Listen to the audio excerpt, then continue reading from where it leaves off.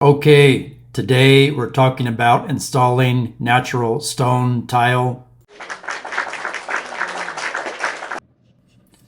Okay, so in this elevator card, you can see on the floor here, we have two damaged stone tiles that we need to replace today.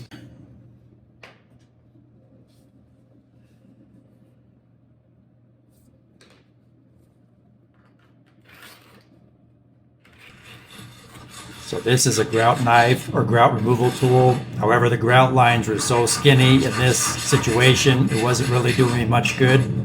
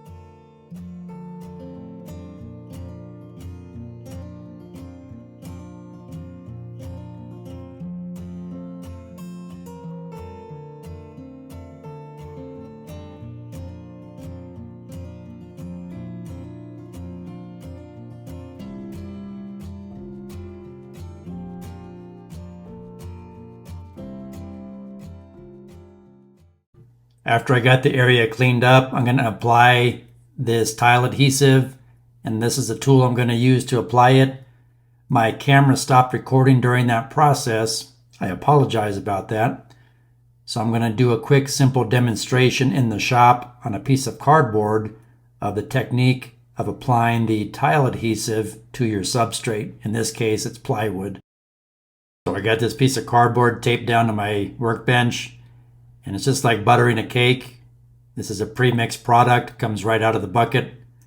Spread it on, maybe about about 3/8 of an inch thick with the smooth side of your trowel.